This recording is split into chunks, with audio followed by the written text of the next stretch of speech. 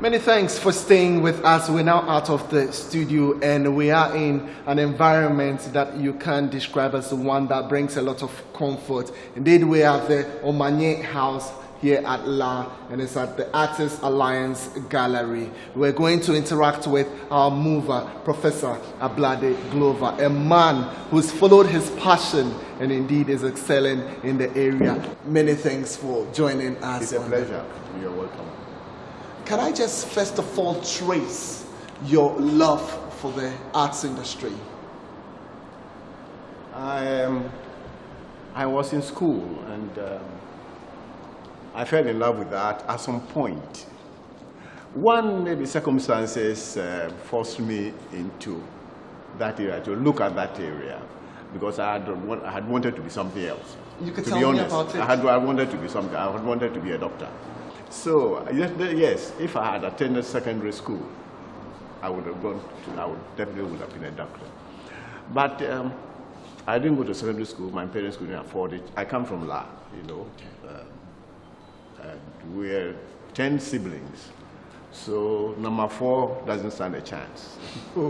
So after I was lucky to finish standard 7 here, and the only way open that I could get it to continue my education free, because my parents couldn't afford it, was to go into teacher training. Nkrumah had then introduced the free teacher training. That's 1951. 51 they introduced it. 52 I went to teacher training. I got one of those. It was in teacher training that I met a teacher who was very, very, very good, I must say. He tried to make an artist out of me, and by the time I finished the training, my interest was in art. Not necessarily to teach in the classroom anymore, but to be an art teacher. So that is how it clicked. Ended up in the industry. Yes, that's how. I wouldn't call it in teaching. Oh, okay. I had been I've been teaching all my life, you know. So really, I never thought of going to industry. I was once diverted to go there, but somehow, by providence, I escaped it. So I came back to teaching, and I taught all my life, even though I was practicing my art. You taught all your life, and you've had a vast experience of what arts means here in Ghana. In other parts of the world, this is an expensive business. We're talking millions of dollars. Can you describe arts and culture in Ghana?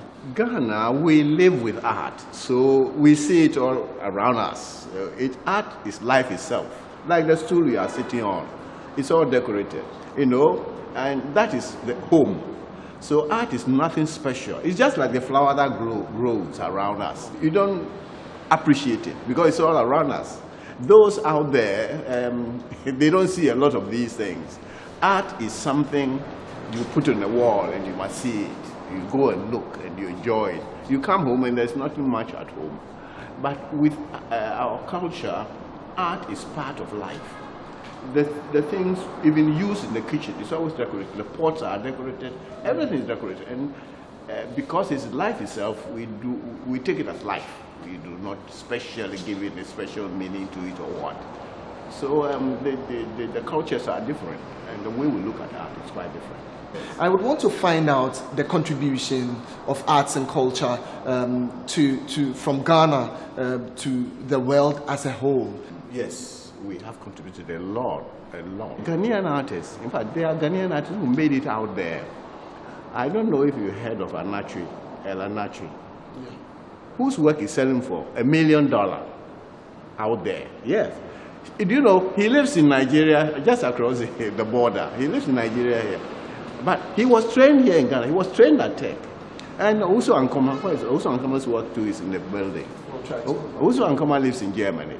These people are artists who are on the world art scene. So yes, Ghana is quite out there, I must say. Ghana is quite out there. You mentioned some few people that have had training here in Ghana. Yes. I would want to get a broader picture. Have we as a nation been able to nurture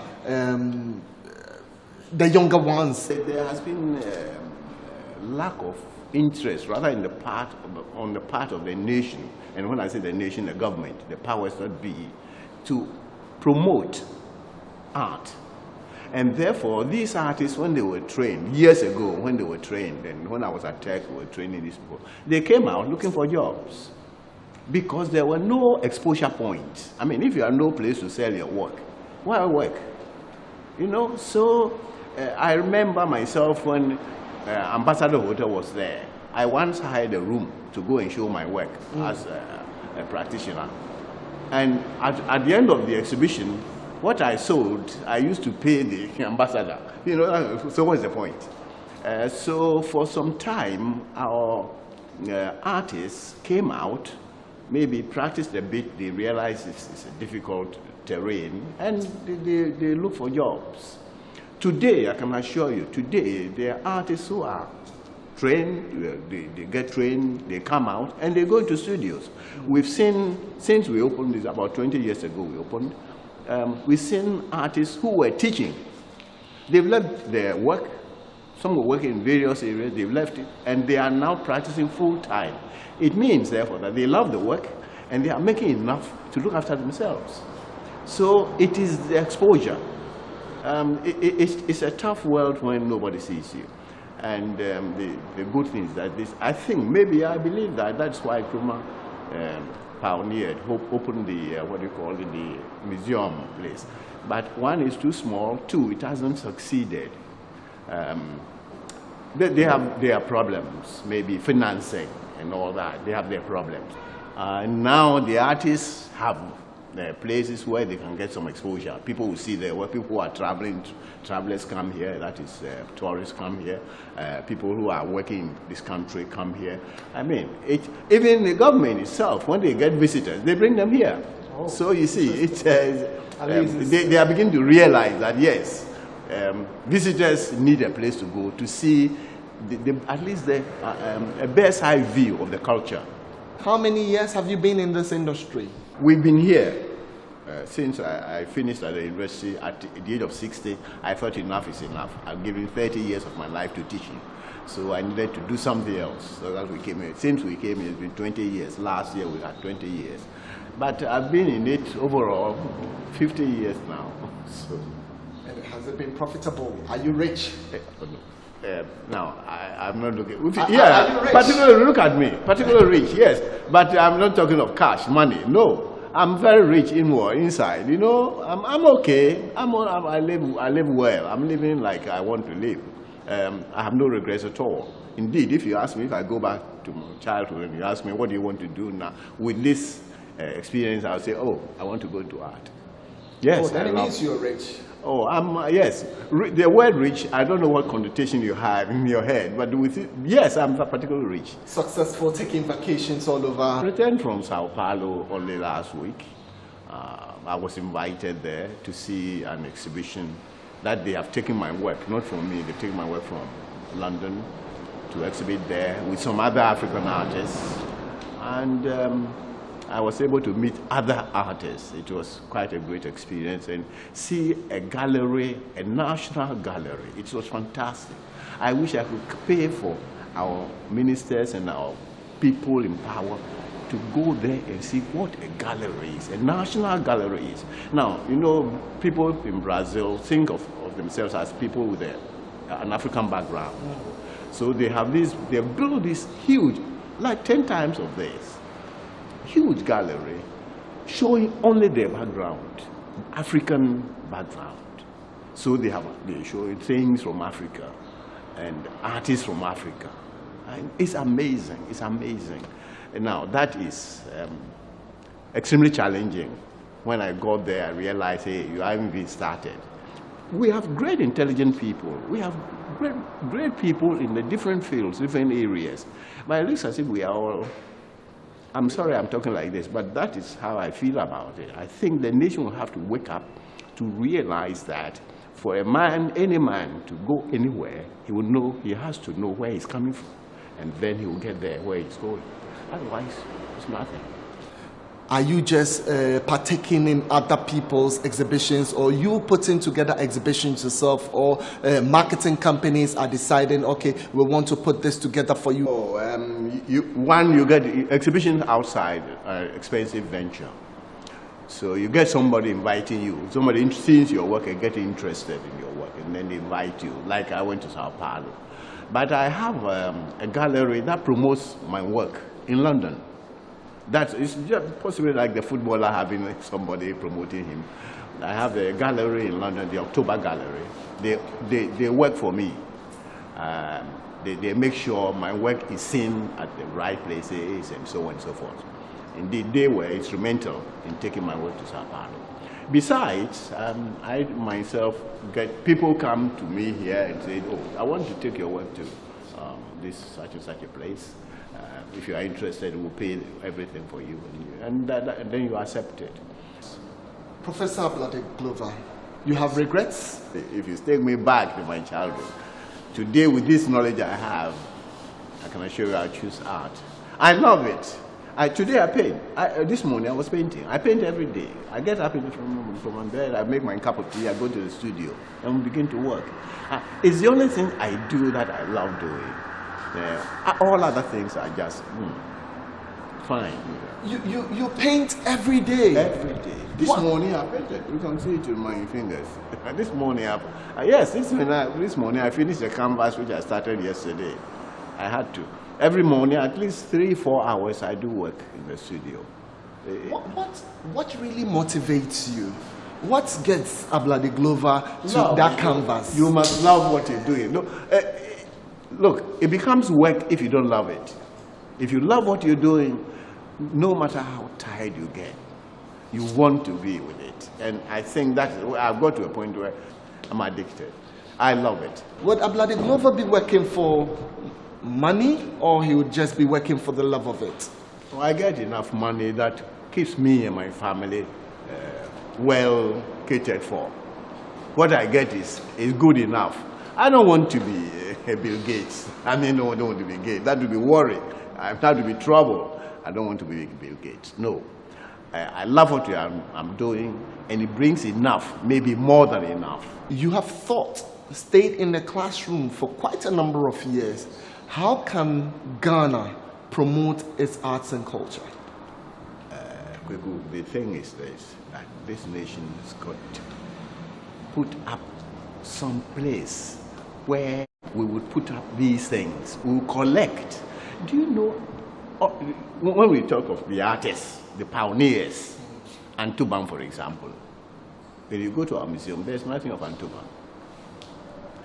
Today, the artists that are selling Ankuma, like the Ghanaian artists that are selling in the world, Ankuma and Anatri, nobody has got the work. You know, this nation has got to get some of these and promote them. When you talk of the galleries that are out there in Europe and America, where people actually queue to go to see the work, it means they have some work worth seeing. You know, they have, over the years, gathered, purchased, put together some work, and they put it in a building. They build a special building, they call it a museum or a gallery, a national gallery. And people go there to see what happened years, 100, 200 years ago. Therefore, people will pay to see it. Are your children in this business? Or they are all doing their own thing? I have children. One of them is doing his master's at the UST today. And I'm hoping that when he finishes, I wish he can further that and go and do a PhD or something. Still in the yes, arts? Still in the art area. I have one here. One, the elder one is here. I have one in this building who is helping me. He's doing his own business, but he's helping full time here. So there are at least two in it. So it won't grumble when I'm gone. It will know. If anything, they will bring these young people have new ideas. Before you know it, will be better even than this. How do you intend protecting your works, all these magnificent paintings that you've done? We collect ourselves. We don't sell everything. We collect, and we have a collection up there now. We collect from other masters. Indeed, we are keeping works of other pioneers, great artists that have lived. We have almost all the works of Vincent Kofi. We have all the works of Vincent Kofi with us now. People are trusting, the family is trusting us with these works. And we have this man's works, Professor Asieni's work, and so here in the building. Yes, we protect these things. We have them insured. We've insured these things. We have insured them well, so that in case there is a fire, we would not be losing everything. They're precious, you know. In just about a short while, we'll move around and catch a glimpse of some of the paintings that Professor Ablade Glover has done. So, Prof, maybe if we can just be upstanding and move closer to a work that you've done. So we've toured some of his favorite works, and this time we are very close to one that he loves so much. He calls it The People. He tells me about the energy in here. Well, Prof. Ablade Glover, tell me your motivation on this particular one. I look at the people all the time, particularly people in markets. Movement is the movement, the dynamism when people are gathered. You want to capture, I want to capture that kind of dynamism. That is my aim. When people are moving, when there is a movement and dynamics, it's the kind of, there is a kind of, in Ghana we say basa basa. Okay. You know, it's unstructured. And I think I got it right, or I got closer to the feeling, the spirit. How much would such a piece go for? And maybe you can also take advantage and tell me the highest you've sold a particular work, any part of the world. Well, now, here in Ghana, this we are selling for, is it 36,000 Ghana cedis. Now, this is the cheapest you can get anywhere. And this is the cheapest way. But our economy is such that if you price this as you will sell in Europe, then you're pricing yourself out of the market here. Okay. And you must create the base. This is one's base. I come from Ghana. My base is that people in Ghana must own my work, must collect my work. And therefore I must sell it in a way that at prices that people can buy here. But a painting like this in Europe will sell more than 50,000 pounds. Because one other thing, something that has happened out there, the gallery that represents me, they take 50% of whatever they sell. Oh, sure. All the galleries. Some take 55, some take 65. Yeah. When you go to New York, they take all sorts of ridiculous sums. But the gallery I deal with in London, they take 50% of what they sell. So if they sell this for 50 pounds, or 50,000 pounds, I get 25,000. And 25,000 pounds here in Ghana is over 100,000 Ghana cedis. Okay, you get it. So, but I can't sell this. If you price this 100,000 Ghana here, people will laugh at you. But yes, the October Gallery, the highest they've sold is about 60,000 pounds, and I get 30,000 pounds. Today we would want you to share with the viewers out there, the young ones coming up, those who want to take up arts, indeed, the advice you would want to give them. Anybody who wants to take art as a subject, as a profession, I would encourage very much to go ahead, to put his soul, his spirit into it. Unfortunately, it is not an area that you can make it immediately tomorrow. I've worked all my life. I'm almost 50 years painting, working. And I'm now beginning to make some impact. Young artists need to be encouraged. Now, whilst I was doing my art, I was working as a teacher. So I was earning a living, a good living. And by teaching, that sustained me to stay in my work. So yes, if your art is not paying you today, one is not getting enough today, one needs to get some job that will bring in the daily bread. And with that, yes, one is likely to make it in the future, because art, the thing is that when you begin to get exposure, then you're making it. It takes time for people to notice you. But in the end, you'll be noticed if you begin to get those exposures.